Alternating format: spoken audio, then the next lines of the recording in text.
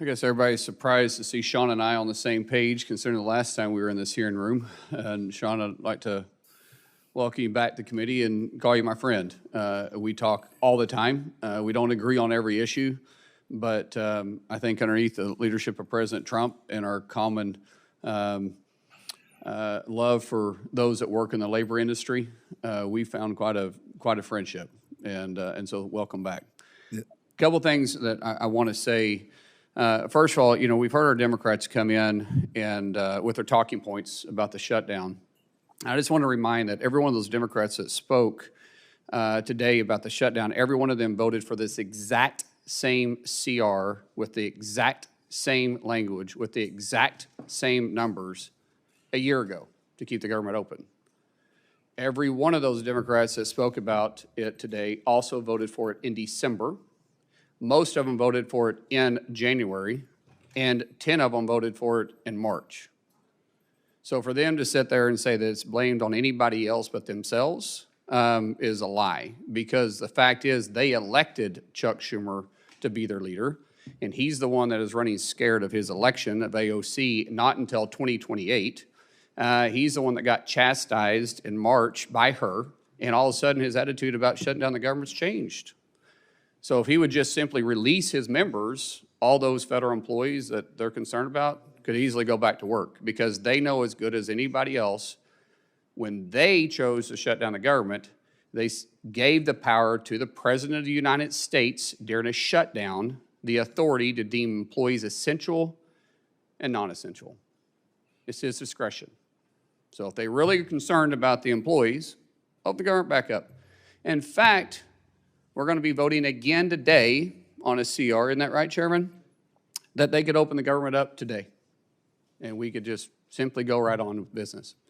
One thing I want to state too, I got all the respect for my colleague from Missouri, but I just want to talk about the labor, just to set the standard. I'm not saying it's right, wrong, or either. I just want to make sure that it was understood. He talked about the average Amazon employees' labor around the world being 36,000.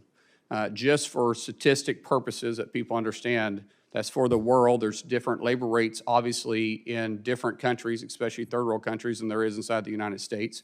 Inside the United States, the average Amazon employee, when they start on probation, is somewhere between $55,000 and $60,000. The average employee that has any sense of tenure once they're off probation is somewhere between $75,000 and $177,000, depending on their bonus structure and their skill set. So just understand that I'm not trying to get into negotiations on the labor or anything like that. I just want to make sure that the record is set straight on that. Mr. O'Brien, I would like to partner with you, because you represent the largest labor force in the country, and we have a national security issue right now, and that's with shipbuilding. I don't think there's another person that can speak on labor statistics with more labor authority than you, and I mean that sincerely. But we need help with the labor force, and we need to be focused on national security for shipbuilding, and we need to enter into a private-public partnership. We've got shipyards that are vacant, that used to build ships, and a lot of it's been shut down because of very liberal states, for instance, like California. And we feel like the labor could possibly help us get those shipyards back up and running. But we need the labor to do it too. So not only do we need help putting pressure on these states to get these shipyards back up and working, but we also need help then staffing them. The skilled labor set that the unions can bring, especially in the shipyards, no other place we can find it. There's not a workforce like that either. But we also need to have the contracts in place that look at it from a national security perspective. And so while we have worked together on several issues since the last time we talked, I would love to dig down on this issue with you more and figure out how we can do something great for not just the workers, but for our nation too. Well, yeah, I mean, it's a great segue into a conversation about bringing industry back into the United States. And I think shipbuilding at one point in time was a great economic generator for this country. It provided great opportunity for workers. It provided great futures for families. And I think if you ask the majority of people that once came from that industry or a generation who were connected to that industry. It's a very noble profession, and I agree with you. We should be building ships in the United States to avoid any type of breach of security issues in this country.